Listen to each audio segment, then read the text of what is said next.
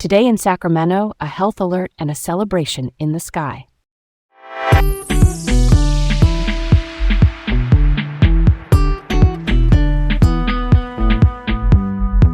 I'm Leah.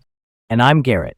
Welcome to Laid Back Local, the news of the day with Leah and Garrett in Sacramento. First up, Sacramento reports its first West Nile virus case of 2026, and F-15 jets fly over the capital, public health and pageantry in one breath. Health officials say a woman in her 60s in Sacramento County tested positive for West Nile virus. West Nile is a mosquito-borne illness, meaning it spreads through bites from infected mosquitoes.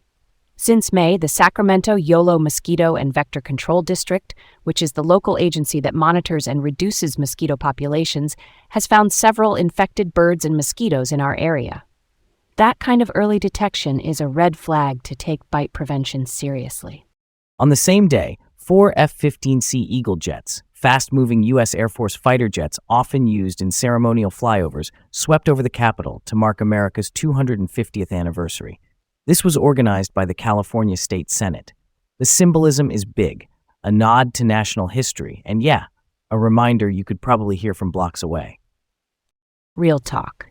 The flyover was stunning, but back on the ground, mosquito control really matters right now. Quick checklist. Dump standing water in buckets and clogged gutters. Wear EPA-approved repellent, that's bug spray tested for safety and effectiveness. And if you're out at dusk, long sleeves help. It's simple, but it breaks the chain of transmission.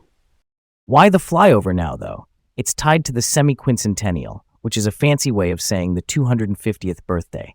The idea is to spark some pride and a shared moment across the city. Honestly, two very different stories, but both are about community awareness. One is vigilance, the other is celebration. All right, let's roll on. Willows declares a public safety emergency amid a lawsuit against the sheriff's office.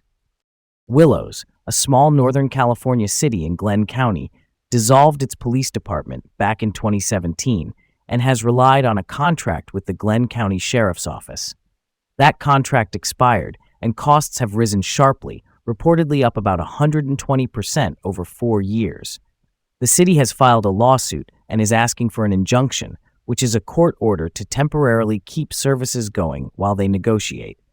A hearing is set for next week. So why does this happen to small cities? I mean, the numbers feel huge. Is it just the price of everything going up, or something more specific? Kind of a mix. Labor, equipment, and liability costs tend to rise. Smaller tax bases mean fewer dollars to spread around.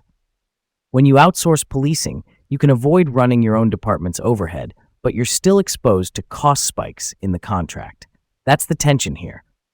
Not gonna lie, it's a tough puzzle for local governance, and it lands directly on public safety planning. Moving right along, East Linda carjacking leads to arrests after a police pursuit. Deputies in Yuba County responded Wednesday night to Heil Avenue in East Linda after a carjacking, which is when a vehicle is taken by force from a driver.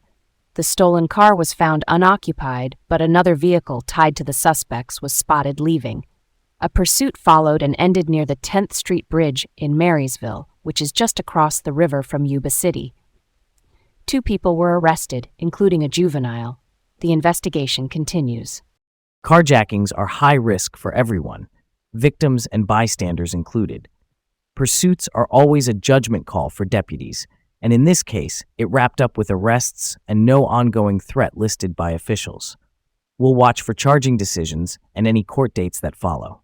It's tough to hear a juvenile is involved. That's a reminder for communities to keep eyes open on youth support systems, from after-school programs to mentorship. It won't fix every case, but it's part of the safety net. Let's switch it up. Former teacher faces embezzlement charges in student fund theft case. Prosecutors say Cinnamon Mary Trimpe, a former teacher at Rio Linda High School, pleaded not guilty in Sacramento Superior Court to felony embezzlement and grand theft. Embezzlement means taking money that was entrusted to you. Grand theft is theft above a higher dollar threshold. The allegation is that student body funds, meaning money from school activities, were siphoned between December 2022 and March 2024. The principal noticed discrepancies, which kicked off the investigation. A preliminary hearing, which is an early court step to decide if the case moves forward, is set for mid-July. That kind of gave me chills. Student funds are meant for things like clubs, sports, and events that make school feel like a community. If proven, it undermines trust in a place that should feel safe. Transparency and regular audits, which are just routine financial checkups, go a long way. All right, on to the next. Sacramento's mounted police unit disbanded amid budget cuts. The unit, around since 1998, closed on July 1st because of the city's roughly $66 million budget shortfall. There were 3 horses, Haas, Babs, and Thor, now reassigned to their handlers. Mounted units are known for community outreach and visibility at events. Officials say public safety will lean more on technology and other resources for coverage. Yeah, that hits different. Horses help officers connect with people in parks, plazas, and crowded events. You can't fully replace that with cameras or software. But when the budget crunch is real, leaders prioritize core response capacity. It's a reminder that every line item reflects a trade-off, not just a number on a spreadsheet. Thanks for tuning in to Laid Back Local, the news of the day with Leah and Garrett in Sacramento. Have a great day, and join us tomorrow for more updates.